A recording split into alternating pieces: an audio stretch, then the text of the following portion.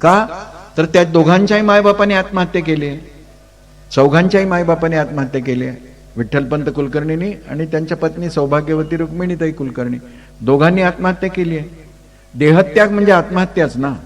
मग या चौघांच्याही पत्रिकेत पितृदोष पाहिजे. आणि त्र्यंबकेश्वरलाच आहेत निवृत्तीनाथ, पण त्यांनी पितृदोष घालवण्यासाठी काही केल्याचं पुस्तकात लिहिलेलं नाही. तुमच्या माझ्याच पत्रिकात एकदम पितृदोष आला कुठून गेल्या काही दिवसात? काय झालं काय असं इतके घाबरलो का? याच्या विरोधात गेलं पाहिजे. हे मन खच्ची करण्याचं कारस्थान आहे इलेक्ट्रॉनिक मीडियाचं. आणि हे सगळा इलेक्ट्रॉनिक मीडिया परकीयांच्या पैशावरती चाललेला आहे. कृष्णाला हे माहिती आहे आणि त्यांनी राष्ट्रासाठी हे पाकिस्तानात जाऊन आपण एखादं चॅनल असं सुरू करावं, जरूर करावं. बांगलादेशात करायचं करावं, आपण ते करावं, ते आपल्या देशात होऊ देऊ नये. पुढे जाऊन काय केलंय? शल्य आहे, शल्य हा आहे दुर्योधनाचा मामा. पूर्वी रीत अशी होती की पहिल्यांदा जो राजा येऊन प्रस्ताव देईल त्याच्या बाजूने युद्धात उभं राहावं लागायचं. या शल्याला कौरवांचं काही पटत नाहीये. त्याला पांडवाच्या बाजूने यायचं आहे. पण पांडवांच्याकडे हा निघाला असतानाच किंवा पांडव त्याला भेटायच्या आधीच दुर्योधनाने पकडलं आणि म्हणे की तू आमच्या पार्टीत येशील ना? यावं लागलं. कृष्णाला जेव्हा विचारलं तेव्हा कृष्णाने सांगितलं की तू एक कर, मी फक्त कर्णाचं सारथ्य करेन एवढं म्हण. तो म्हणाला त्यामुळे काय होईल? आणि कर्ण अर्जुनाच्या जवळ जेव्हा जेव्हा रथ आणेल ना तेव्हा कर्णाचा तेजोभंग होईल अशा पद्धतीनं बोलत राहा. कटुता, क्रूरता, कठोरता, कपटीपणा आहे की नाही? पण हे सगळं राष्ट्राच्या हितासाठी करावं लागतं हे कृष्णाला माहिती होतं. करवलं ते. युद्ध सुरू झालं. कर्णाच्या रथाचं चाक जमिनीमध्ये अडकलं. कर्णाने आपला धनुष्यबाण बाजूला ठेवला आणि ते चाक वर काढायसाठी प्रयत्न सुरू केला. कृष्णाने अर्जुनाला सांगितलं, बघतो काय म्हणे, ठोक. अलीकडच्या भाषेचा शब्द वापरायचा, टपका दे. आता अर्जुनाने बाण काढून लावायला सुरुवात केली तर अर्जुन थोडासा घाबरलेलाच आहे, कन्फ्युजन आहे, कारण का त्याला धर्म माहिती आहे. आणि मग कर्णाने ते चाक असं काढता काढता कृष्णाकडे बघून सांगितलं, कृष्णा याला धर्मयुद्ध म्हणत नाही. ज्या क्षत्रियाच्या हातात शस्त्र नाही, जो अडचणीत आहे त्याच्यावरती शस्त्राघात करणं हे काही धर्मयुद्ध नाही आहे. अर्जुनाला पटलं ते बिचारे सरळ आहे. कृष्ण हसून काय म्हणाला, कर्णा तुझ्या तोंडून धर्माची चर्चा ऐकायला बरं वाटतं, पण भर सभेमध्ये द्रौपदीचं वस्त्रहरण होत होतं. क्वते धर्मस्तदा गता, तेव्हा कुठे गेला होता तुझा धर्म? तेव्हा तुला धर्म नाही आठवला. आता तुझ्या प्राणावर बेतल्यावर धर्म आठवलाय काय? काय म्हणालास तू? हे धर्मयुद्ध आहे? ऐक, हे धर्मयुद्ध असेल तर मी तुला युद्ध धर्म शिकवतो. शत्रू अडचणीत असतो तेव्हाच त्याला मारायचा असतो. अर्जुना मार, मारायला लावला. हे धाडस आहे, हे धैर्य आहे. धर्माची संकल्पना ही राष्ट्रहितासाठी बदलायसाठी केवढं मन लागतं, केवढी बुद्धी लागते. द्रोणाचार्य गुरु आहेत, पांडवांच्या हातून मरणं शक्य नाही. तसही ते भारी पडतायत. मारले गेले पाहिजेत ते, आणि मारले गेले नाही तर घोटाळा होणार आहे राष्ट्रासाठी. कृष्णाने तर स्पष्ट तर्क दिलेला आहे की म्हणजे गुरु, ब्राह्मण, स्त्री, बालक यांना मारू नये. पण हे आतताईपणा करत असतील तर मारावा. परशुराम तर आपल्या आईच्या अंगावर शस्त्र घेऊन गेले पितृ आज्ञा पाळण्यासाठी. द्रोणाचार्य आटपले पाहिजेत हे कळलं आणि आटपत नाहीत हे कळलं तेव्हा श्रीकृष्ण म्हणाले की यांचा वीक पॉइंट काय आहे? कोळसा. कोळसा 2 खाणी देऊन टाका म्हणे.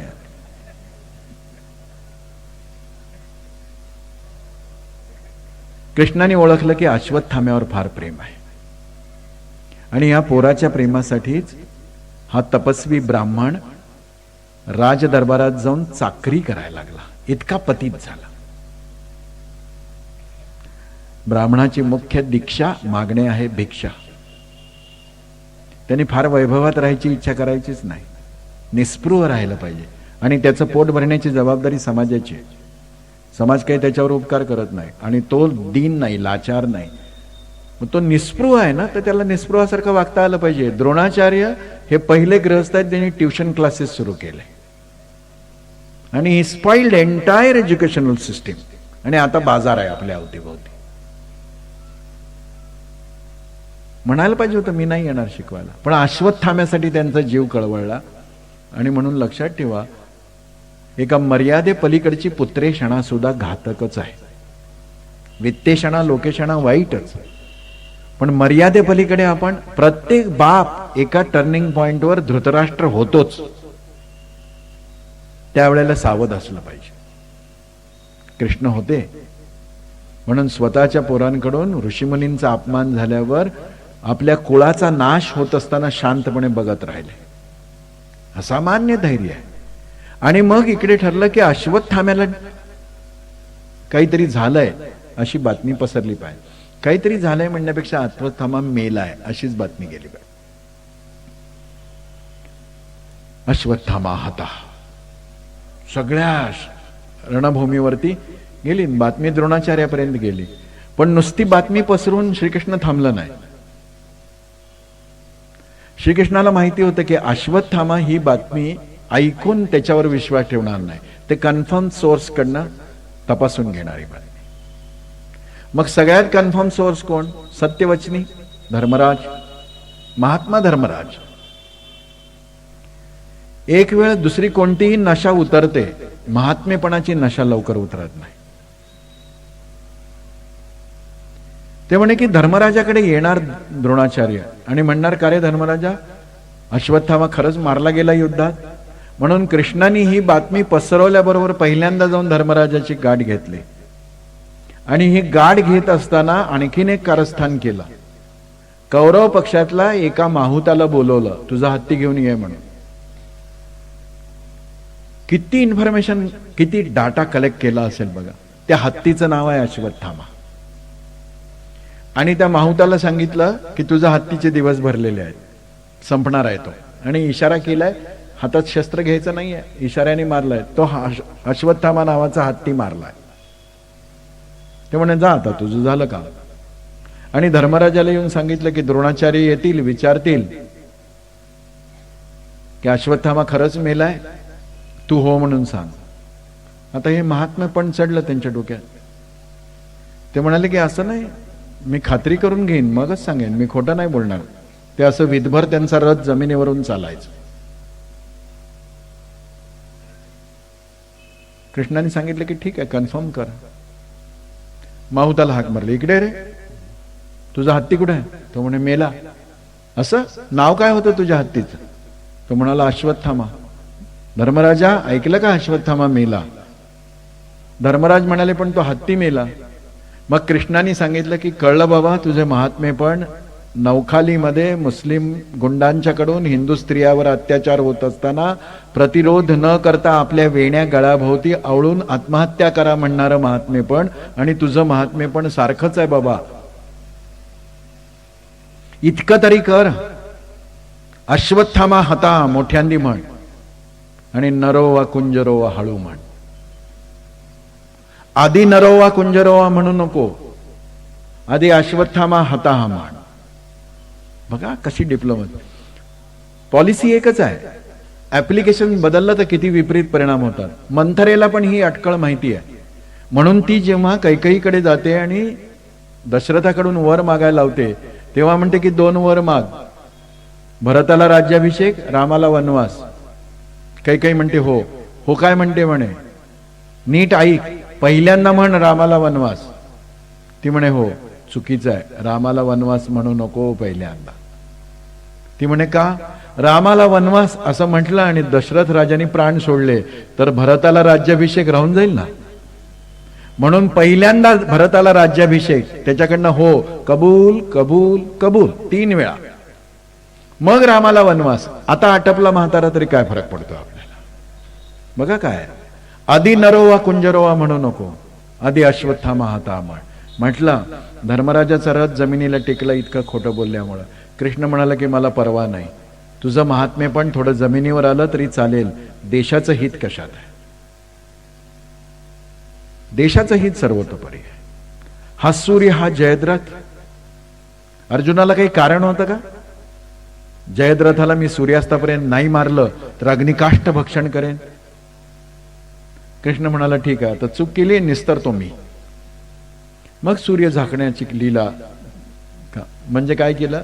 रणधुमाळी इतकी माजवली की काळोख दाटला, धुळीचे लोट, अशी अस्त्र सोडली की धूळ धूळ आणि धूर धूर, आणि लपलेला जयद्रथ बाहेर आला आणि असं अस्त्र वापरलं की सगळी धूळ आणि धूर बाजूला गेला. रासायनिक अस्त्र वापरली आहेत शाल्वाच्या विरुद्धच्या युद्धात. मूळ महाभारत काढून पाहिला आपण, भागवताच्या सुद्धा शेवटी ह्या सगळ्या युद्धाचं वर्णन येतं दशम स्कंद उत्तरार्धात. त्याच्यामध्ये या सगळ्या रासायनिक अस्त्रांचा उल्लेख आहे. सगळं एकदम क्लिअर झालं आणि अर्जुनाला सांगितलं की अर्जुना, हा सूर्य, हा जयद्रथ मारला. दयाबुद्धी सुद्धा किती घातक ठरते, अन्यथा हा जयद्रथ पहिलेच मेला असता. वनवासामध्ये असताना या जयद्रथाची दृष्टी द्रौपदीकडे गेली आणि द्रौपदीचं वनवासात अपहरण करून द्रौपदीवर अत्याचार करायचा प्रयत्न या जयद्रथाने केला. त्याला मारायला सगळे बाकीचे पांडव निघाले. हे आमचे महात्मा युधिष्ठिर आहेत ना, ते म्हणाले की ह्याला मारू नका, हा आपला मेहुणा आहे आणि मेहुण्याची हत्या करून बहिणीला वैधव्य द्यायचं हे बरोबर नाही. गांधारीची मोठी मुलगी आहे, 100 कौरवांच्या आधी झालेली, दुःशीला नावाची, तिचा हा नवरा आहे जयद्रथ. आणि धर्मराज म्हणाला की नका मारू, मेहुण्याला मारण्याचं पाप आहे. त्याच वेळी मारला असता तर हा युद्धाचा प्रसंग पुढचा टळला असता. पण ही दया दाखवणं म्हणजे कसा आपल्या पोटचा पोरगा आहे की काय असं वाटायला लागतं. असं वाटलं की अमरावतीचं तेज काही वेगळं असेल, आंबेचा स्पर्श झाला असेल, पण काहीच नाही. त्यांनी तर विचारही नाही केला राष्ट्रपती भवनात या अर्जावर. दया कोणाला दाखवायची? दया तिचे नाव, सुष्टांचे पालन आणि का निर्दालन कंटकांचे, ती दया आहे. दया म्हणजे काय सगळ्यांवर प्रेम दाखवा, सगळ्यांवर दया दाखवा, बरोबर नाही. हा दयाभाव चुकीचा आहे. संजय, शिष्टाईतून निर्माण झालेली पांडवांची मानसिकता दूर करून युद्धाला तयार करणं ही सोपी गोष्ट आहे का? भगवद्गीतेचा पहिला अध्याय आहे ना, तो सगळा अध्याय अर्जुनाचं जे सगळं आर्ग्युमेंट आहे ते शब्दशः संजयाने वापरलेलं लॉजिक आहे. ते सगळंच्या सगळं कृष्णासमोर पहिल्या अध्यायात येते विषाद योगात. कृष्णाला माहिती आहे की या मंत्रयुद्धाचा काय परिणाम असतो, काय आहे. कृष्णाने ते सगळं बदललं, सगळं वातावरण बदललं. अनेक राजे रजवाडे पांडवांच्या पाठीमागे उभे केले आणि रामरक्षेतल्या कालच्या श्लोकासारखा भगवद्गीतेमधला शेवटचा श्लोक जो आहे तो संपूर्ण जनसंघटक कृष्ण काय घडवू शकतो. प्रसंग काय घडलाय? अर्जुनाने आपल्या हातातलं शस्त्र टाकून दिलंय. सीदंती मम गात्राणे मुखम च परिशिष्यते. मी माझ्याच आप्तस्वकीय नातेवाईक, गुरु, शाला संबंधिनस्तथा त्यांच्याबरोबर लढू शकत नाही. श्रीकृष्णाचा भगवद्गीतेतला उद्गार मंगलवाचक नाही. For the parents, over sensitive parents, this is special note to them.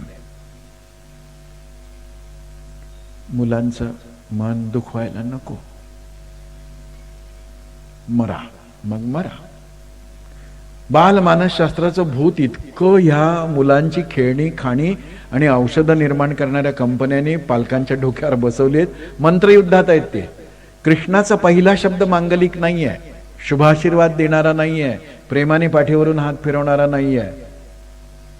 भगवद्गीतेमध्ये भगवान श्रीकृष्णांच्या तोंडून येणारा शब्द हा सुद्धा जनसंघटकाला उच्चारता आला पाहिजे हे सांगण्यासाठी येतो. एका क्षत्रियाला संताप आणणारी घाणेरडी शिवी कृष्णाने अर्जुनाला दिली आहे. षंड म्हणलंय, षंड. कुठल्याही पुरुषाला ही शिवी सहन नाही होणार, क्षत्रियाला तर अजिबात नाही होणार आणि अर्जुनासारख्याला तर नाहीच होणार. क्लैब्यमास्मगम पार्थ. क्लैब्य, अरे षंडा, कसा विचार करतो तो? कुतस्वा कश्मेलमिदम विषये समुपस्थितम. चुकीच्या वेळी चुकीचं काय बोलतोस तू? युद्धाला चाललोय ना, आणि आता काय शांततेच्या वाटाघाटी करा म्हणतो? अक्कल आहे तुला काय? सटपटला असलं पाहिजे अर्जुन. मग बासरी वाजवणारा कृष्ण, मनमोहक कृष्ण, सगळं संपलं ना. बासरी त्या ओठांवर शोभून दिसते ज्या ओठांना पांचजन्य फुंकण्याची अवकात असते. सगळे बासरी वाजवत फिरायला लागले तर कृष्ण नाही होता येणार, पांचजन्य फुंकता आलं पाहिजे. आणि पहिली शिवी दिली आहे, जी गीता पण पाठ करतोय ना, लक्षात ठेवा, त्यात पहिला शब्द श्रीकृष्ण या तोंडून शिवी आहे. पण राष्ट्र कार्यासाठी दिलेली शिवी सुद्धा ओवी होते, ती झाली. आणि कृष्णाने सांगितलं की तुला युद्ध करावं लागेल, हातात धनुष्यबाण घे, उठ, युद्धाला सुरुवात कर. आणि या सगळ्या तत्वज्ञानाचं सार आंधळ्या धृतराष्ट्रांनी संजयाला जेव्हा विचारलं की हे सगळं 18 अध्याय ऐकलं रे बाबा मी, कंटाळा आला मला. माझे शब्द नाही, धृतराष्ट्राचे. हे मला तू सांगू नको कर्मयोग काय, ज्ञानयोग काय, भक्तियोग काय, आणि क्षेत्रज्ञ विचार काय, हे सगळं रटाळ सराट ऐकायची मला इच्छा नाहीये. मला एवढंच सांग, याच्यात विजय कोणाचा होणार? ज्ञानेश्वर महाराजांनी तर पुरात बसलेल्या रेड्यासारखा हा म्हातारा आहे असं धृतराष्ट्राला म्हटलंय. धृतराष्ट्राचंही मन समजून घेतलं पाहिजे, त्याच्यावर परिस्थितीच तशी होती वगैरे असं करून लाडीक धृतराष्ट्राच्या आंधळ्या डोळ्यात जे आयड्रॉप टाकतात ना, त्यांच्याविषयी काही प्रेम बाळगू नका. ज्ञानेश्वर महाराजांना ज्यांना गावंढे या शब्दापलीकडे शिवी नाही माहीत, ते म्हणतात की हा पुराच्या पाण्यात अडकलेला म्हातारा रेडा आहे धृतराष्ट्र. आणि मग संजय म्हणाला की मला तुमच्या प्रश्नाचं उत्तर देता येणार नाही, कारण का मी सत्ताधारी पक्षांनी सांभाळलेला सर्वेअर नाही आहे की हे निवडून येतील, हे पडतील असं सांगायला. मी तुम्हाला सिद्धांत सांगतो, यत्र योगेश्वर कृष्ण यत्र पार्थो धनुर्धरा तत्र श्री विजयोर्भूतीर ध्रुवा नीतिर्मतिर्मम. जनसंघटक कृष्ण, चतुर कृष्ण, प्रयत्नवादी कृष्ण, सामर्थ्यवादी कृष्ण, राष्ट्रहितासाठी कुटिलताही सहजपणे वापरणारा कृष्ण, राष्ट्राच्या हितासाठी स्वतःच्या प्रतिज्ञा मोडणारा कृष्ण, माझं वैयक्तिक जीवन उंच हो की नीच हो, देश आणि समाज पुढे जाण्यासाठी मी कटिबद्ध असलं पाहिजे अशी पुरुषार्थी गर्जना करणारा कृष्ण जिथे आहे, आणि ज्याच्या बरोबरीनं शस्त्र सज्ज समाज जिथे अर्जुनासारखा आहे, तिथे विजय असणार, श्री म्हणजे ऐश्वर्य असणार, तिथेच नीतिमत्ता असणार, तिथेच सगळं यश असणार, आणि तोच परम वैभवाला गेलेला समाजाचा भाग असणार. श्रीरामाच्या जीवनातून जसं राष्ट्र आपल्या चिंतनाचा केंद्रबिंदू होतं, तसंच भगवान श्रीकृष्णांच्या जीवनातून 3 मुद्दे आपल्या मनावरती कोरले जातात. एक, कोणत्याही परिस्थितीत मी डगमगणार नाही. कृष्णा, कौरव पांडवांचं युद्ध तू टाळू शकला असतास रे, पण तू टाळलं नाहीस. मी या वयात जसा माझ्या 100 मुलांचा मृत्यू पाहिला, तसं तुझ्या डोळ्या देखत तुझा कुलक्षय तुला पाहावा लागेल, अशा एका साध्वीचा शाप, गांधारीचा शाप शांतपणे कृष्णाने ऐकलाय, डगमगले नाही. मग आता 7.5 तुमच्या आधीच्या राशीत आहे आणि पुढच्या राशीत आहे म्हटल्यावर आपण का डगमगतो? आपले वडील कोण आहेत? कृष्ण आहेत ना, राम आहेत ना, चाणक्य आहेत ना, शिवाजी महाराज आहेत ना, सावरकर आहेत ना, समर्थ आहेत ना. मग आपण असे डगमगतो का, घाबरतो का? आम्ही स्वतः वेद आणि उपनिषदांचे उत्तराधिकारी आहोत ना. तर निर्भयतेचा गौरव करणाऱ्या, निर्भयतेचा पुरस्कार करणाऱ्या, निर्भयतेने जगणाऱ्या आणि या निर्भयतेचं सार कृष्ण चरित्रातून आपल्यापर्यंत पोहोचवणाऱ्या इतिहासाची गद्दारी का करतो आपण? का घाबरे गोबरे होतो? का डळमळीत होतो? का डगमगून जातो? संकट येतील, येऊ द्या, प्रश्न येतील, येऊ द्या, आघात होतील, होऊ द्या. यातून उभं राहण्यात माणूस पण आहे. मी उभं राहीन. कृष्ण सांगतो आहे, डगमगू नका, प्रयत्नवादी व्हा. 2, अखंड सावधान राहा, कोणत्याही पावलावरती बेसावध राहू नका.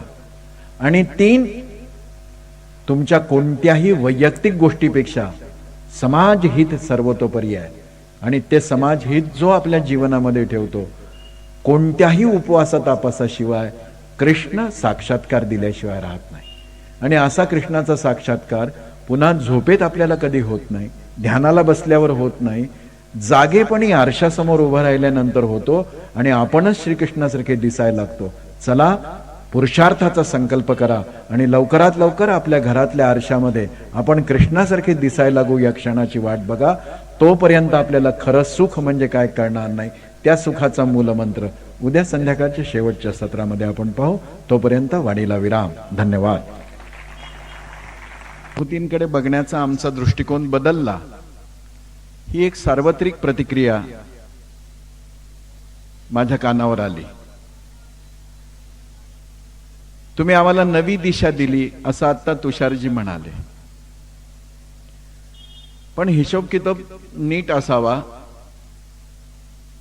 म्हणून मी सांगतो की ही नवी दृष्टी, नवी दिशा, नवा विचार हे पाहुण्याविषयीचं कौतुक म्हणून तुषारजींनी बोलायला हरकत नाही. पण वास्तविकता आपल्याला माहिती पाहिजे की हाच मूळ विचार आहे. मध्ये आलेलं सगळी धूळ आपण फक्त झटकली आहे. मूळ विचार हाच आहे.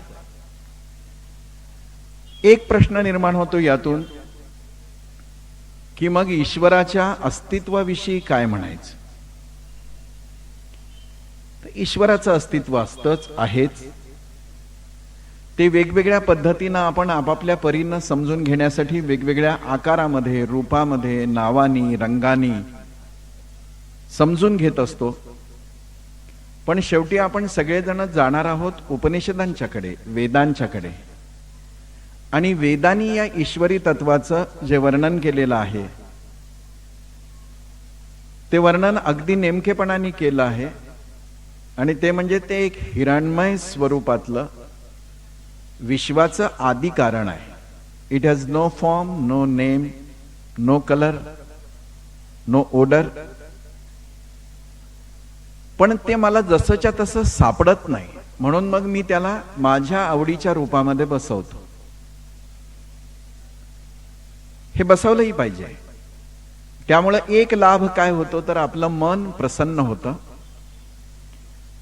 आणि त्याही पलीकडे जाऊन आपण जेव्हा एकटे आहोत असं वाटतं तेव्हा आपल्या सोबतीनं कोणीतरी येतं आहे असं एक आश्वासन आपल्याला मिळतं.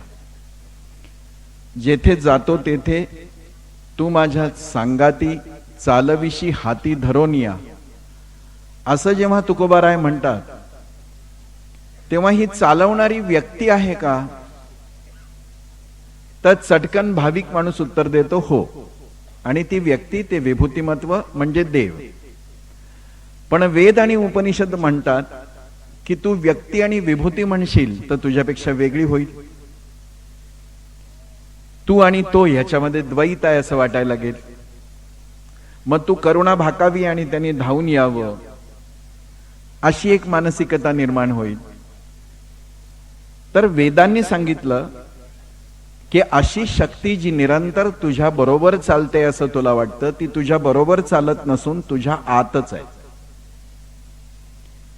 पुढे उपनिषदांनी ह्याचा विस्तार करताना असं म्हटलं की नुसती तुझ्या आत आहे असं नाही, तर ती तुझी आहे. पुढे जाऊन असं म्हटलं की ती तुझी नाही आहे, तू म्हणजे तीच शक्ती आहे. पण माणूस जसा स्वतःतल्या ईश्वरी शक्तीला विसरायला लागला तसं तसं तो दुःखी व्हायला लागला. आणि म्हणून मग सुखाची गुरुकिल्ली कुठे मिळेल असा एक प्रश्न त्याच्या मनामध्ये आला. त्यामुळं आपण जी साधना करतो, उपासना करतो, आराधना करतो, पूजा अर्चा करतो, नवविधा भक्तीमधल्या सर्व पायऱ्यांवर आपण जात असतो. श्रवणम, कीर्तनम, विष्णू स्मरणम, पादसेवनम, अर्चनम, वंदनम, दास्यम, सख्यमात्मनिवेदनम. सगळं छान आहे. फक्त आपण जे करत आलेलो आहोत त्याच्यामध्ये फोकस आपल्या बाहेर आहे. आणि भारतीय आध्यात्मिक तत्वज्ञान आपल्याला असं म्हणतं की हा फोकस बाहेर नको ठेवू, आत ठेव. कारण का आतच सगळं आहे. तुझ्या बाहेर कोणी ईश्वर नाही आहे. तुझ्यापेक्षा वेगळा कोणी तुझा उद्धार करणारा परमात्मा नाही आहे. तूच आहेस तो. माँ को कहां ढूंढत बंदे, मैं तो तेरे पास में, ना मैं मंदिर ना मैं मस्जिद ना काबे कैलास में. पण तरीही आपल्याला तीर्थयात्रा कराव्या वाटतात, वेगवेगळ्या मंदिरांमध्ये जावं वाटतं. हे पण अगदी आवश्यक आहे. किती आवश्यक आहे तर भातुकलीच्या खेळासारखं आहे. लहानपणी खेळण्यातली भावलाभावली घेऊन त्यांचं लग्न लावायचं. खेळण्यातलीच भांडी चूल म्हणून, गॅस म्हणून, पातेली म्हणून, सतेली म्हणून, गंज म्हणून मांडायची. खेळण्यातलाच फ्रीज असतो, खेळण्यातला टीव्ही असतो.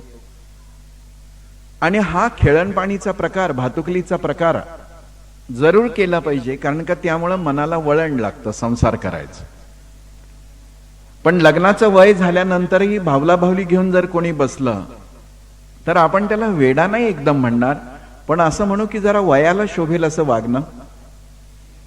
तसं परमार्थाची जी वाटचाल आपली चाललेली आहे त्यात सगळी रूपक, सगळी प्रतीक हा भातुकलीचा खेळ आहे. खरा ईश्वर कुठे आहे तर तो आपल्या अंतरंगात आहे. आणि अधिक पक्वता आल्यानंतर वाक्य असं म्हणायला पाहिजे आपण की खरा ईश्वर कोण आहे? मीच आहे, अहम ब्रह्मास्मी. पण माणूस दुःखी होतो याचा अर्थच असा आहे की त्याला आपण स्वतः कोण आहोत हे माहिती नाही. ज्ञानेश्वर महाराजांनी त्याचं वर्णन केलंय की बापजाद्यांनी पुरून ठेवलेल्या धनदौलतीवर बसलेला माणूस आहे, पण त्याला माहिती नाही की आपण ज्या जमिनीवर बसलोय तिथे आपल्या बापजाद्यांनी दौलत पुरून ठेवलेली आहे. अशा पुरलेल्या दौलतीवर तो बसतो आहे आणि शेजाऱ्यांकडे म्हणतोय की दुपारच्या जेवायची व्यवस्था होईल का, काही खायला मिळेल का, एखादा कपडा मला मिळेल का. तर तो कसा आहे तर ज्ञानेश्वर महाराजांनी शब्द वापरला, निदैवी आहे, दुर्दैवी आहे. तुमची माझी अवस्था अशीच झालेली आहे. ईश्वराच्या सर्व शक्तींची दौलत तुमच्या माझ्या शरीरामध्ये परिपूर्ण रीतीनं साठलेली आहे आणि आपण दुसऱ्यांकडे जाऊन आधार मागतो आहोत. काही गरज नाहीये त्या आधाराची, पण त्या आधाराकडे जाण्याची बुद्धी होण्यासाठी प्राथमिक अवस्थेमध्ये हे सगळं धार्मिक अनुशासन आवश्यक आहे. पण या धार्मिकतेच्या पलीकडे गेलं की आपल्या लक्षात यायला लागतं की आपण सुखाच्या प्रांतामध्ये चाललो. म्हणून एक एक टप्पा आपण समजून घेऊ. गेले 2 दिवस थोडासा तत्वज्ञानाचा किंवा तत्वचर्चेचा विषय होता. आज आपण सगळा अप्लाइड कोर्स करणार आहोत. म्हणजे इथे जर आपण आज निश्चय करून उठलो तर आज घरी पोचेपर्यंत जगातला सर्वात सुखी आपण असू. फक्त निश्चय करण्याची गरज आहे. सुख कुणाला नको आहे? तुषारजींनी सांगितलं की ज्याला त्याला सुख हवं आहे. पण कोणी सुखी आहे का? तर दिसतंय असं की कोणी सुखी नाही. मग आपण संतांची वचनं घेतो आणि त्याचा अर्थ लावायचा प्रयत्न करतो. पण अर्थ लावण्यासाठी सुद्धा जी तयारी हवी ती आपली तयारी नाही आहे. म्हणून जोहऱ्यांनी एखादं रत्न पाहिलं तर तो त्याची किंमत करू शकतो, तो त्याची प्रत ओळखू शकतो. तसं संतांच्या वचनाचा अन्वयार्थ लावण्यासाठी स्वतःची एक तयारी असली पाहिजे. ती नसेल तर सरधोपट शब्दकोशातला अर्थ लावला जातो. जसं सुख पाहतात जवा पाडे, दुःख पर्वता एवढे. ही फॅक्ट आहे का? तुकारामांनी ही फॅक्ट म्हणून मांडली आहे का? विचार करायला लागले की कळतं. ते असं म्हणतात की नाही नाही, ते सुखाच्या आणि दुःखाच्या आकारमानाविषयी बोलायला उत्सुकच नाहीये, ते अप्रोच बद्दल बोलतायत. तू सुखाकडे टक लावून बघत बसशील ना तर ते तुला लहानच वाटेल. का असं वाटेल? कारण का सुख कितीही मिळालं तरी माणसाचं पोट भरत नाही. आणि नुसती ठेच लागली तरी माणूस म्हणतो की माझं नशीबच फुटकं, माझ्याच रस्त्यात खड्डा कसा, माझ्याच रस्त्यात दगड कसे. दिवसभर त्या एका ठेच लागलेल्या क्षणाचं तो इतकं अवडंबर करतो की ते पर्वता एवढं वाटायला लागतं. हा प्रश्न सुखदुःखांच्या आकारमानाचा नाहीये, अप्रोचचा आहे. How we look at it. मग हा अप्रोच बदलला पाहिजे, तर त्याला ॲटिट्यूड बदलला पाहिजे, नजरिया बदलला पाहिजे, बघण्याचा दृष्टिकोन बदलला पाहिजे. गेल्या सगळ्या 1500 वर्षांमध्ये बहुतेक ठिकाणी सरधोपट अन्वयार्थांची चर्चा झाली. अशी चर्चा करणाऱ्यांचा तो दोष नाही आहे. एका विशिष्ट वातावरणामध्ये, परकीयांच्या आक्रमणामध्ये, भयभीत सामाजिक अवस्थेमध्ये माणूस असंच करतो. जेव्हा चांगलं खायला मिळत नाही तेव्हा मिळेल ते खाऊन पोट भागवतो ना. म्हणून ह्या मधल्या काळामध्ये जे अन्वयार्थ लावले गेले त्याची अवहेलना न करता accept it and just forget it. कारण का ते आपल्यापर्यंत आलं तरी. नानी पालखीवाला आपली विरासत नावाच्या पुस्तकामध्ये असं म्हणतात की वेद आणि उपनिषदामधली ही सगळी सुंदर तत्व मधल्या गुलामगिरीच्या काळामध्ये ज्या लोकांनी नुसती मुखपाठ करून आपल्यापर्यंत पोहोचवली त्यांची अवस्था कशी आहे, तर पाठीवर हिऱ्या माणक्यांच्या गोणी घेऊन चाललेल्या गाढवांसारखी आहे. गाढवाला माहिती नाहीये की आपल्या पाठीवर काय आहे.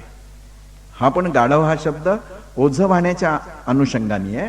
पालखीवाल्यांनी काही मधल्या प्रबोधकांची, प्रवाहकांची, प्रचारकांची अवहेलना केलेली नाही.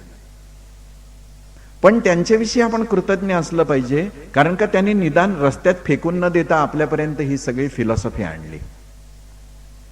थँकफुल, छान आहे ते.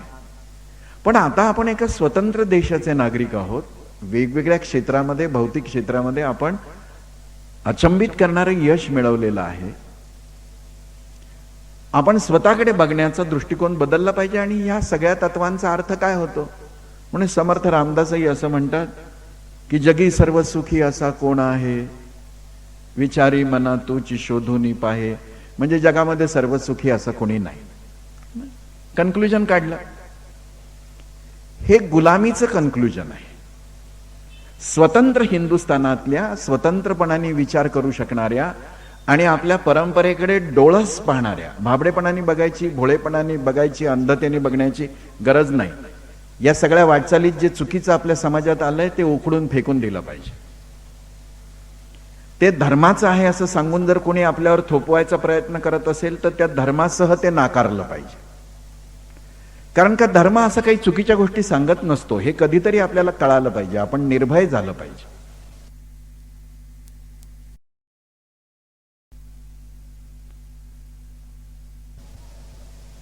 असं जर असतं ना तर बऱ्याचशा बायकांनी आरती विजवली असते. चूक दुरुस्त करायचा एक सोपा मार्ग आहे म्हणून. कुंकू लावताना करंडा खाली पडला तर पडला. It's just an accident. काही होऊ शकतं. आता इकडे लोड वाढलं आणि तांत्रिक बिघाड निर्माण झाला तर झाला. मग काही अमरावतीतल्या श्रोत्यांना सुखाची गुरुकुल्ली मिळू नये म्हणून नियतीनंच त्यांना असं 2 दिवस तुम्ही राम आणि कृष्णाला माणूस म्हणाला काय, भोगा आपल्या कर्माची फळं. असं थोडं.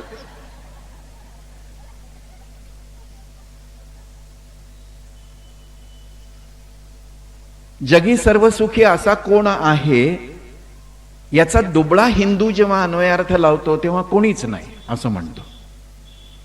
आणि वेद उपनिषदांच्या दुधाधयावरती जो पोचला गेलेला हिंदू पिंड आहे तो काय म्हणतो की ह्या पहिल्या प्रश्नाचं उत्तर रामदासांनी दुसऱ्या ओळीतल्या पहिल्या शब्दात दिलेलं आहे. जगी सर्व सुखी असा कोण आहे, विचारी, स्वल्पविराम आहे तिथे, तूची शोधून पाहे. तू शोधून बघ, जो विचार करतो आहे तो सुखी आहे की नाही. मग ज्याला सुखी व्हायचं आहे त्याला पहिली गोष्ट काय करावी लागेल, डोळ्यावरची झापडं काढून टाकावी लागते. विचार केला पाहिजे. परमेश्वराने आपल्याला बुद्धी दिलेली आहे. साधारण बुद्धी नाही आहे तर असामान्य बुद्धी दिलेली आहे.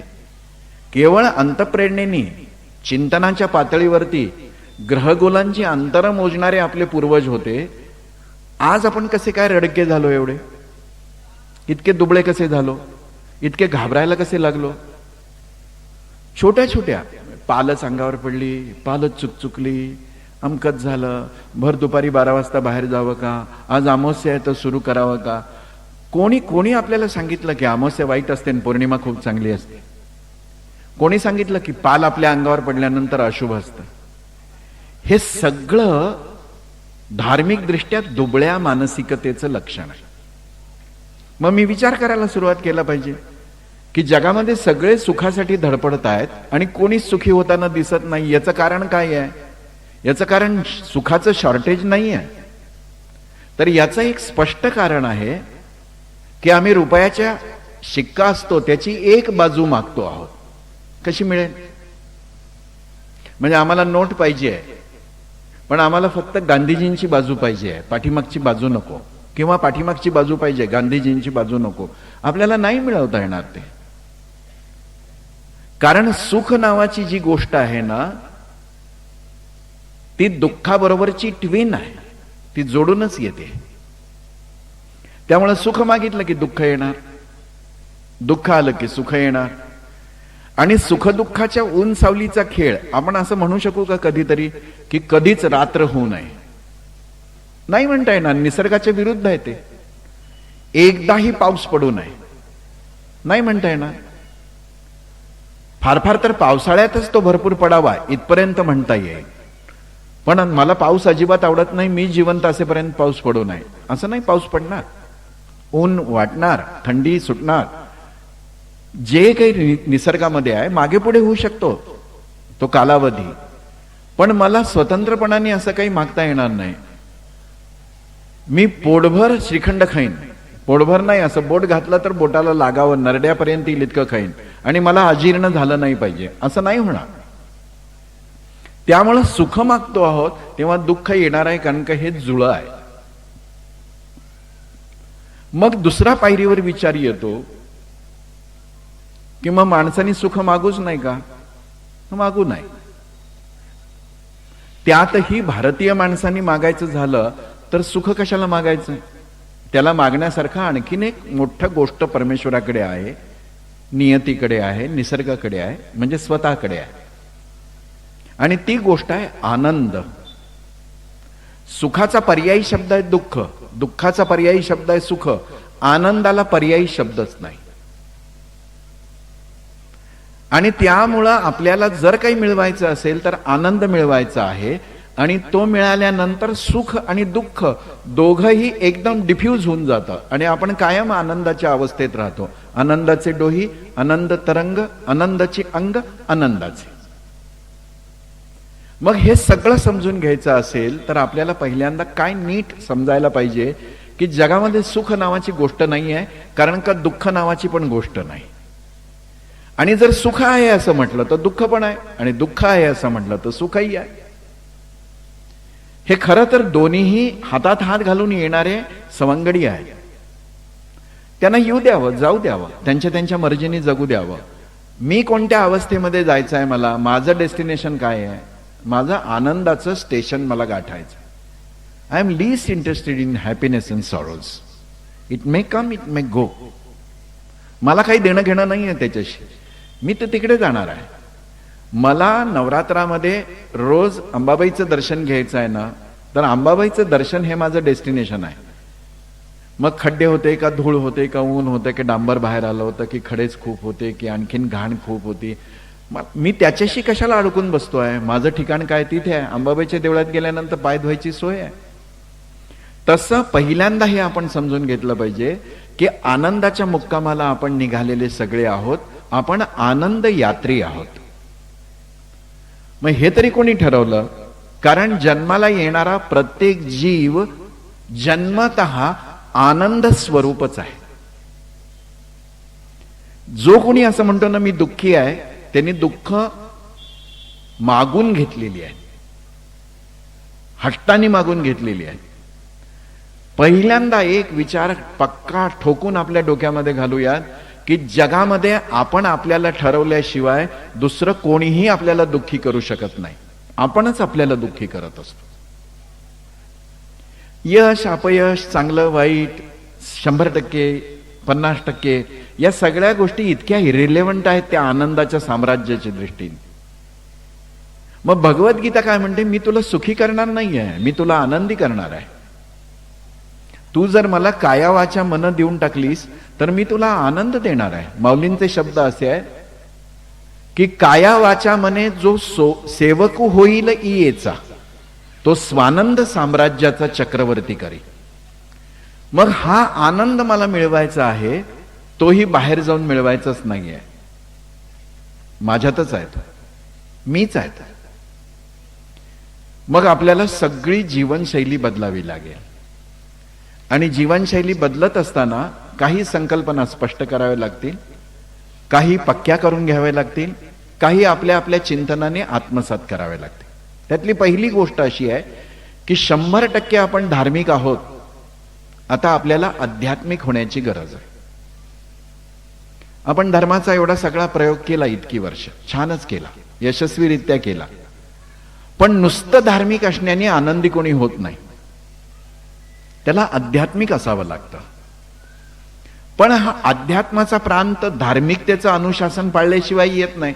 मग काय गोष्टी करायच्या आहेत, तर माझी सगळी धार्मिकता अनुशासनाला धरून आहे की नाही.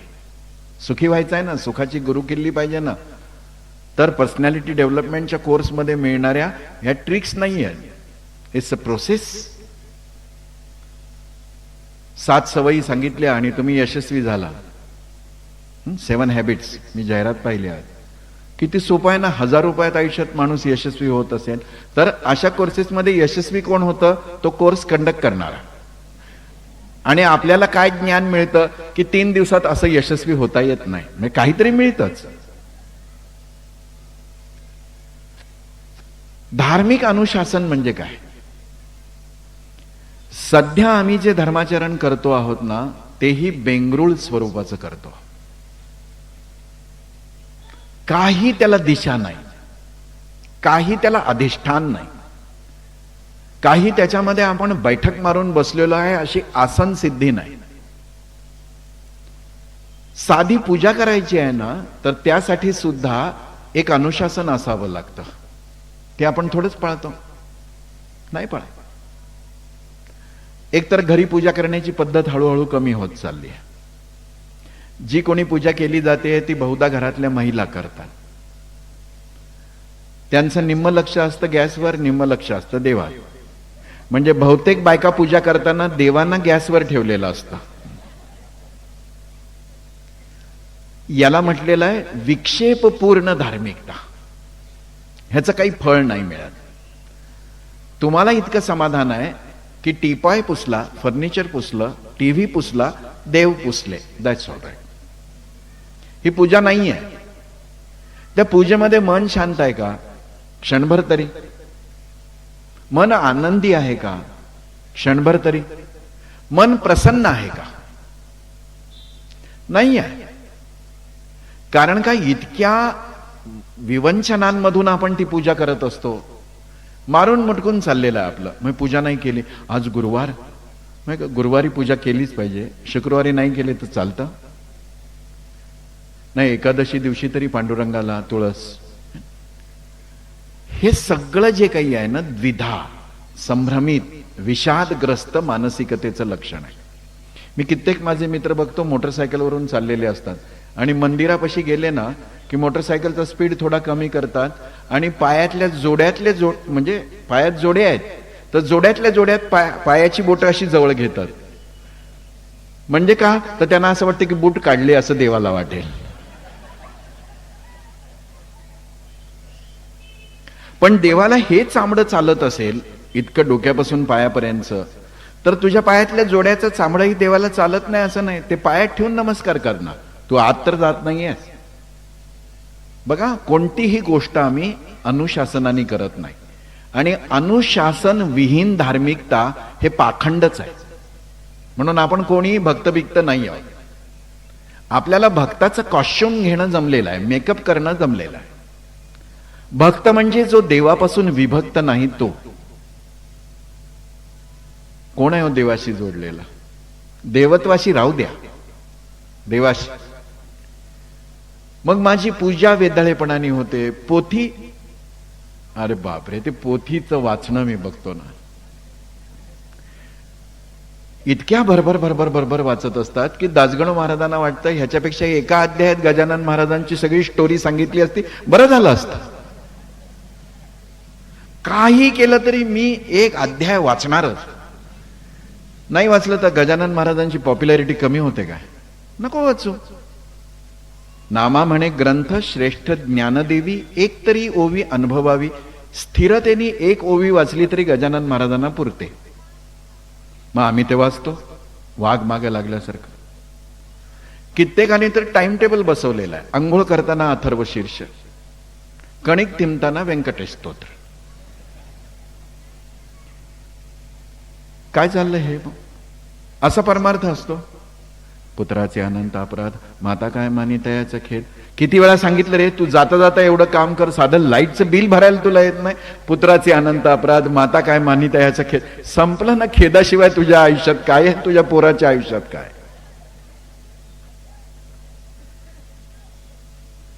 याला हिपॉक्रेसी असं म्हणतात. We are not religious in a good sense, in a real sense, not at all. We are hypocritic. डांबिक आहोत आपण. मान्य करावं लागेल सुखी व्हायचं असेल तर. मग थोडी तरी ऑनेस्टी. मी जर धार्मिक आहे असं मला वाटत असेल तर मी भगवद्गीतेमध्ये भगवंतांनी सांगितलेल्या अमानित्वम, अदंबित्वम, अहिंसा, शांतिरार्जवम या गुणवत्तेचा धनी व्हायला पाहिजे. होत नाहीये ते. मंदिरात सुद्धा कसे जातो आपण, काही लक्ष नाही आपलं. चपला घालून दारात पर्यंत जातो, चपला काढून ठेवतो, हातपाय धुत नाही. देवाला काही फरक पडत नाही. तुम्ही हातपाय धुतले का नाही धुतले का, आंघोळ केली का नाही केली का, देवाला काही फरक पडत नाही. अनुशासन मला कळालंय का? मी हातपाय धुत नाही. घंटी अडकवलेली आहे, तिचा अर्थ आपल्याला इतकाच वाटतो की तो बेटा झोपला असेल तर घंटी वाजवून सांगायचं की मी आलोय, उठ, आशीर्वाद दे. का बरं घंटी वाजवायची? कोणाला विचारलं आपण? नाही विचारलं. तरी घंटी वाजवतो. का वाजवतो माहिती नाही. परिक्रमा का करतो, प्रदक्षिणा का घालतो माहिती नाही. महादेवाच्या देवळात अर्धी का घालायची, पुन्हा पलटून काय यायचं माहित नाही. कासव असेल तर काय, कासव नसेल तर काय, देवाच्या दारातल्या उंबऱ्यावर उभं राहायचं की नाही उभं राहायचं, नमस्कार करताना कसा करायचा, जमिनीवर डोकं टिकवायचं की नाही टिकवायचं. जाता जाता नमस्कार करणारे देवाला असं करतात, बाय बाय. आम्ही किती खोटारडे आहोत याचा जर पुरावा पाहिजे असेल ना, तर सत्यनारायणाचं सामान आणायला किराणा मालाच्या दुकानात गेलेल्या माणसाचं बोलणं ऐकावं. तो म्हणतो पूजेच्या सुपाऱ्या द्या. म्हणजे ह्याच्या पानपुड्यामध्ये चांगल्या सुपाऱ्या पाहिजेत, पूजेला मात्र घाणेरड्या सुपाऱ्या पाहिजेत. पूजेच्या सुपाऱ्या, पूजेच्या खारका, पूजेचे बदाम. आणि देण्या घेण्यासाठी साडी असते ती द्या, भटजीच्या बायकोला द्यायची. आपल्याला कोणी सांगितलं की ह्या असल्या घाणेरड्या दर्जाच्या ड्रायफ्रुट्सनी देव खुश होईल? मी जर माझ्या इष्टदेवासाठी उत्तमात उत्तम पदार्थ आणू शकत नसेल तर आपल्याला मी धर्माची आज्ञा सांगतो, देव तुमच्या त्या घाणेरड्या 4 खारका, 2 खोबऱ्याचे तुकडे, तेही कुचक्या खौट खोबऱ्याचे तुकडे, पाणी सुटलेला गुळ आणि टाकून देण्याच्या लायकीच्या सुद्धा नसलेल्या खारकांसाठी भुकेलेला नाहीये. ऑन बिहाफ ऑफ 33 कोटी देव मी सांगतो तुम्हाला. एक फूल द्या ना, त्याला बस झालं. नुसता नमस्कार करा ना, बस झालं. तिकडे शबरीची उष्टी बोरं खाल्ली याचं कौतुक करायचं आणि इकडे घाणेरड्या वस्तू आणून देवाला द्यायच्या आणि मागायचं काय सत्यनारायणाकडे, आमची नाव बुडू देऊ नको, तुझा प्रसाद खातो आम्ही. ते कुठल्या तरी वाण्याची नाव प्रसाद न खाल्ल्यामुळे बुडली ना, आमची बुडू देऊ नको. देवाला चपरासी बनवलं आपण आणि आम्ही स्वतःला धार्मिक म्हणायला लागलो. कधी नाही सुखी होऊ शकत आपण. मग सुखी व्हायचं असेल ना, आध्यात्मिक होण्यासाठी धार्मिक अनुशासन. मग आध्यात्मिक आणि धार्मिकतेमध्ये फरक काय आहे तर धार्मिकतेमध्ये थोडीशी मनामध्ये आसक्ती असणं स्वाभाविक आहे. कधी काहीतरी मागतोय आपण, धन धान्य पशु वृद्धी पुत्र पौत्र समस्त ही पावती रूप विद्यादी स्तोत्र पाठे करून या. 15 श्लोकामध्ये इतकं सगळं पाहिजे आपल्याला. आणि ते सुद्धा भीमरूपी महारुद्रा वज्रहनुमान मारुती वनारी अंजनी सुता रामदोधा मारुती असं कानात बोट घालतो की म्हणतो याचं स्तोत्र लवकर बंद होऊ दे, पाहिजे असेल ते सगळं द्यायला मी तयार आहे. We are not praying, we are harassing. Make our harassment prayer. संपलं, मजा आली. आणि मग प्रार्थनेसाठी काय पाहिजे तर मन शांत पाहिजे, आनंदी पाहिजे, प्रसन्न पाहिजे आणि सावध पाहिजे. जप करतो, कोणीतरी सांगितलेलं असतं 108 वेळा घ्या देवाचं नाव, आणि ती पण एक भानगड असते की ते गुरुनी सांगितलं असेल तर घ्यावंच लागतं. मग घेतो ते सुद्धा कसं घेतो बघा. अनुशासन यात आपल्याला खूप नाही, प्रत्यक्ष व्यवहारातल्या गोष्टींपर्यंत पोचायचं आहे. पण ही बैठक पक्की नसल्याने हिंदू समाज गलित गात्र आहे. असं नाहीये की पैसे नाही, असं नाही की बुद्धी नाही, असं नाही की यश नाही. सगळ्या विपरीत अवस्थेमध्ये अपरंपार धान्य पिकवणारे शेतकरी या देशात आहे. सगळ्या अडचणीवर मात करून उत्पादन वाढवणारे कामगार या देशामध्ये आहेत. कलियुग आलं असं म्हणता म्हणता सोन्याची 25 बिस्किटं परत देणारा रिक्षेवाला या देशात आहे. 1000 प्रवचन करणाऱ्या, 1000 कीर्तन करणाऱ्या महाराजापेक्षा मला तो रिक्षेवाला जास्त अनुकरणीय वाटतो, कारण की he is honest to his values. काय घडलंय जगामध्ये वाईट,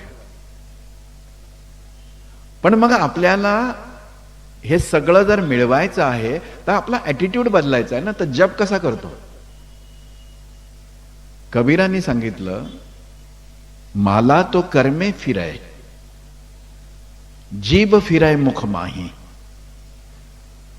छान दिसतं सोंग, माळ फिरते आहे आणि सगळा जीव या बोटाने फिरवावं का, या बोटाने फिरवावं का, या बोटाने फिरवावं.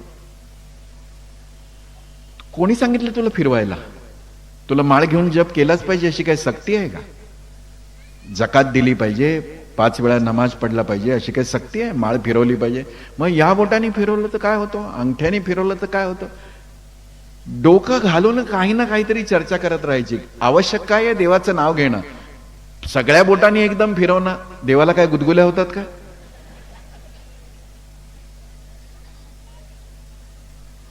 कबीर म्हणतात, सोंग छान आलं, माळा फिरते. माला तो कर्मे फिरय, जीभ फिरय मुख माही. मनुआ तो दहु दिसा फिरय, ये तो सिमरण नाही. मन सगळं गावभर उणगायला गेलेलं आहे आणि जप करतो. कशासाठी? गरजच नाही या जपाची. मग करायचं आहे ना, विथ फुल्लेस्ट ऑनेस्टी केलं पाहिजे. थोडंच पण छान. 56 भोग नको आहेत देवाला. काल आपण पाहिलं, तो शिळही खातो, उष्टही खातो. पण मग मी जे काही देणार आहे ते इतकं अगत्याने दिलं पाहिजे की बस.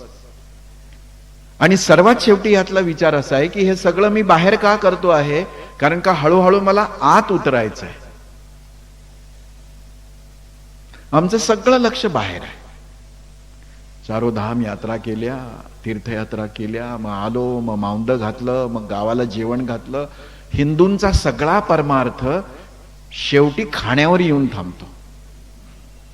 सप्ताह मोठा का झाला? 5000 लोक भंडाऱ्याला होते. प्रवचनाला किती होते?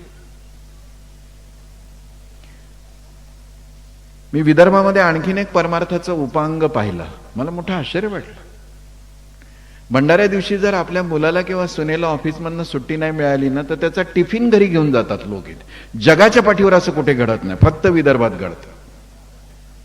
म्हणजे 11 रुपये इतके वसूल करायचे काय?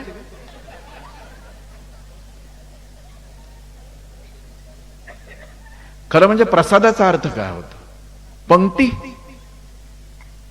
एवढ्या पंक्ती आपण घरी जेवत नाही 360 दिवस. प्रसादाचा अर्थ आहे की एक कण मिळाला तरी चालेल मला, एक कण, पण तो तुझ्या नावाचा असू दे.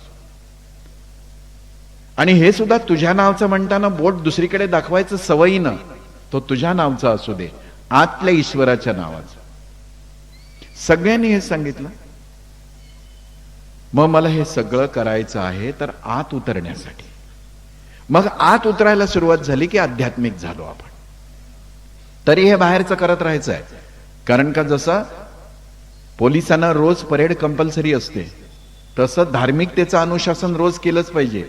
पण तिथे रेंगाळत नाही बसलायचं. आपल्याला आध्यात्मिक व्हायचं आहे, आत उतरायचं. आणि आत उतरणं, आध्यात्मिक होणं, खऱ्या अर्थाने आनंदाच्या दिशेनं पहिलं पाऊल टाकणं, याचा अर्थ असा आहे की there must be pristinely purity in mind, spotlessly cleanness. इतकं स्वच्छ पाहिजे आपलं मन की मग आपण आनंदाचे धनी होणारच.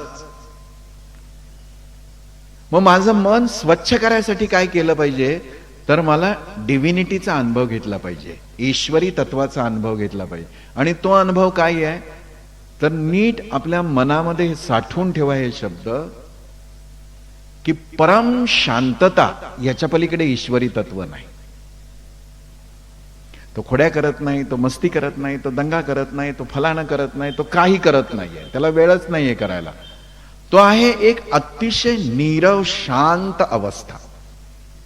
मग मी शांत झालो ना की परमेश्वर आहेच, तो दिसायला लागतो मला. ठाईच बैसोनी करा एक चित्त, आवडीने अनंत आळवावा. या अनंताचा पत्ता काय आहे, तो आत राहतो. त्याचं स्वरूप कळण्यापुरता शब्द वापरायचा असेल तर तो ज्ञान रूप आहे. त्याचं खरं नाव काय, तर ज्ञान आहे. आणि हे ज्ञान कशाचं आहे, तर मी कोण आहे, मी कशासाठी जन्माला आलोय आणि मला जिथे जायचं आहे तिथे कसं जाता येईल, या 3 मुद्द्यांची पूर्ण माहिती म्हणजे ज्ञान. मग समर्थ काय म्हणतात, पाहे आपणासी आपण या नाव ज्ञान. तू स्वतःला पहा, स्वतःला ओळख, तुला ज्ञान झालं की तू ईश्वरच झाला. कशासाठी आम्ही पळापळी करतोय अजून कळलेलं नाही मला. ज्या एका महापुरुषाची 150वी जयंती आपण मनवून राहिलोय सगळ्या जगभर, त्या स्वामी विवेकानंदांनी तर किती ठणकावून आपल्याला सांगितलं की परमेश्वराचं सर्वात आवडतं मंदिर कुठलं आहे, तर जीवाचं शरीर. मग ती मुंगी असो की माणूस असो, मच्छर असो की हत्ती असो, जिथे जिथे जीव आहे त्या जीवाचा देह हे परमेश्वराचं आवडतं मंदिर आहे. आणि पुढे जाऊन स्वामी विवेकानंद असं म्हणतात की त्यातही माणसाचं शरीर हे परमेश्वराचं सर्वात आवडतं मंदिर आहे. मग याची देखभाल केलं की आपण सुखी होऊ, आनंदी होऊच होऊ. मग याच्याकडे दुर्लक्ष करतो आपण. उपवास है ना, उपवास कोणी आपल्या डोक्यात खूळ भरलं. वेदांमध्ये उपवास नाही आहे, उपनिषदांमध्ये उपवास नाही आहे. नंतर ज्या अवैदिक धर्मतत्वज्ञानाचा इथे उदय झाला, त्यात एक ॲसिमिलेशन, इमॅन्सिपेशन, समन्वय घडवण्यासाठी वेदांना अनुसरणाऱ्या लोकांनी सुद्धा उपवास आत्मसात केला. जशी आपण काही देवदेवतांची पण मान्यता दिली आणि तसं ते करायला लागलो, छानच आहे ते, समाज जोडायसाठी ते केलं पाहिजे. उपवास हा काय वैदिक आहे का, करावा, छानच आहे. पण मग तो कोणी करावा, तो कसा करावा, याच्यातला धर्मशास्त्राचा प्रस्थापित नियम काय ते सोडून द्या आणि आज रात्रीपासून नव्या उपवासाचं व्रत घ्या. याच्यामध्ये एक आहे की कुठल्याही मुलीनी लग्न होईपर्यंत उपवास करू नये, हरतालकेचा सुद्धा. लग्न झाल्यानंतर जोपर्यंत तिला संतती होते आहे तोपर्यंत तिने कोणताही उपवास करू नये. आणि संतती झाली आणि ती मोठी झाली की मग बुद्धी ठिकाणावर ठेवून उपवास करावा. म्हणजे काय करावं, तर उपवासाचा जो खरा अर्थ आहे मिताहार तो घ्यावा. हे कोणी सांगितलं की साबुदाण्याची उसळ उपवासाला चालते, बटाटा चालतो, रताळ चालतं, मग मुळा का नाही चालत? Is there any logic? आम्ही काय करायला लागलेलो आहे? उपवास कशासाठी आहे, तर एक 15 दिवसाची सायकल आहे माझ्या शरीराची, बायोलॉजिकल चेन आहे. तिच्यामध्ये एक दिवस मी निराहार राहणं माझ्या शरीराच्या तंदुरुस्तीसाठी आवश्यक आहे. ती तशी असेल तर माझं मन शांत होतं, ती तशी असेल तर माझी बुद्धी स्थिर होते. आणि ते सगळं एकत्र आलं की मला जो आनंद येतो ती माझी आध्यात्मिक साधना आहे. मग उपवासा दिवशी आपण काय खातो? उपवासा दिवशी ते सगळे पदार्थ खातो की जे माणसांनी हात सुद्धा लावू नये. तळलेले पदार्थ. मग कोणी म्हणतं की खजूर आणि तूप सकाळी 4 बिया तोंडात टाकल्या म्हणजे बरं असतं, मग कलमलत नाही. म्हणजे 8 वाजता 4 बिया आणि 10 वाजता पुन्हा आटवलेलं दूध, कलमलेल कशाला? आपण जे आत्ता उपवासाचे पदार्थ खातो आहोत ते उपवासाचे पदार्थ खाण्यापेक्षा अर्धी ज्वारीची भाकरी खाऊन दिवसभर राहणं हे अधिक पुण्याचं आहे. साबुदाणा वर्ज्य करून टाकला पाहिजे. खजूर खायचाच असेल तर रोजच 2 बिया खावा, हिमोग्लोबिन वाढतं. शेंगदाण्याचा लाडू रोज 1 खावा. पण आपण उपवासा दिवशी ते इतकं जडान्न घेतो की दुसऱ्या दिवशी आपल्याला त्रास होतो. पण उपवासाचा हा अर्थच नाही आहे. पण हाच खाण्यापुरताच लावायचा तर कोणत्याही स्त्रीनं खरं तर उपवासच करू नये. जी प्रपंच करते आहे ना, तिला वेगळा परमार्थ करायची गरजच नाही आहे. ती रोज यज्ञ करते आहे, ती रोज देवांना जेवायला घालते आहे, तिची रोज चारोधाम यात्रा घडते आहे. एक मूल पोटामध्ये वाढवणं आणि जन्माला आल्यानंतर स्वतःच्या पायावर उभं राहीपर्यंत त्याची देखभाल करणं याच्यापेक्षा मोठा परमार्थ जगामध्ये कुठला असू शकत नाही. पुरुषांना तो करता येत नाही, म्हणून पुरुषांना फिरवायचं आहे. पण परमार्थाचा अर्थ का? तर स्त्री आहे, तिचं पहिलं कर्तव्य आहे या राष्ट्राला उत्तम संतती देणं, ती स्वतः निरोगी राहणं, ती स्वतः प्रसन्न राहणं, ती स्वतः आनंदी असणं. आणि ती तशी असेल तर उपवास झाला. 50 नंतर सगळ्यांनीच रात्री जीव नाही. बघा, हे सगळं अनुशासन आहे. मग हे करता करता आपल्याला कळायला लागेल की अरे, विवेकानंद जे म्हणाले माणसाचं शरीर परमेश्वराचं आवडतं मंदिर आहे, तर वार्षिक उत्सवाच्या वेळी मंदिरांना जशी रंगरंगोटी करतो तशी दर 15 दिवसांनी या मंदिराची रंगरंगोटी करणं म्हणजे उपवास आहे. आणि रोज मंदिर झाडलोट करणं म्हणजे दैनंदिन उपासना आहे. आमची रोजची उपासना हे मंदिर अधिक घाण करण्यासाठी करतो आपण. इतक्या घाईघाईने सगळं करतो. मी इकडे बघितलं आईच्या मंदिरामध्ये, तुमच्यापैकी कोणी असू शकेल तिथे, ते असं बाहेरून फुलं फेकतात आईच्या अंगावर. असं मी केवळ मला इतकं कठोर होता येत नाही म्हणून म्हटलं, पण मी बघितलंय ते असं फेकताना. आपल्याला असं वाटतं की आईच्या अंगावर पडलेलं ते फूल तिच्या तोंडून आशीर्वादाचे शब्द काढेल.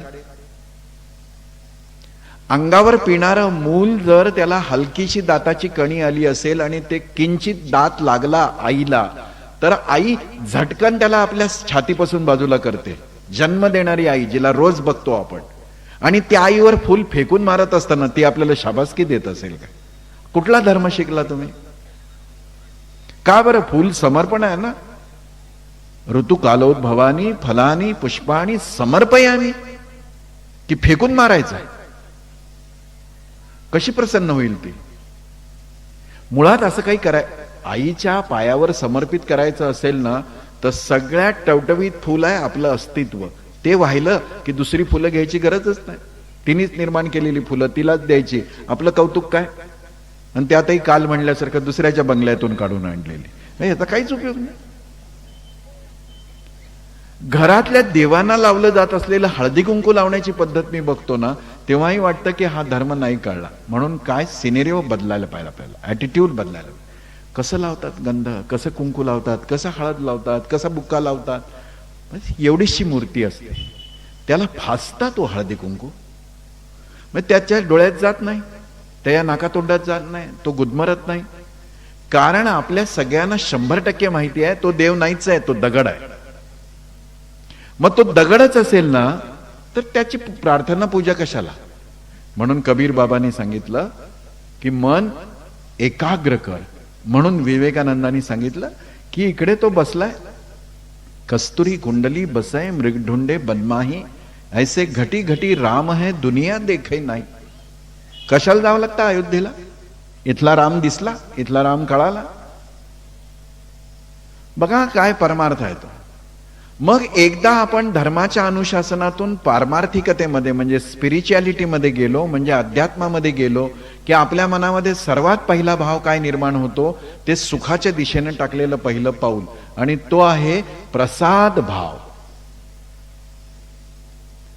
इतकं सुंदर आयुष्य परमेश्वराने आपल्याला दिलेलं आहे ना, आणि परमेश्वराकडे पार्शालिटी नाही. परमेश्वराने प्रत्येकाला इतकं देखणं, इतकं चांगलं, इतकं संपन्न, इतकं परिपूर्ण आयुष्य दिलेलं आहे. आपण आहोत की त्याच्या चिंधड्या करतो.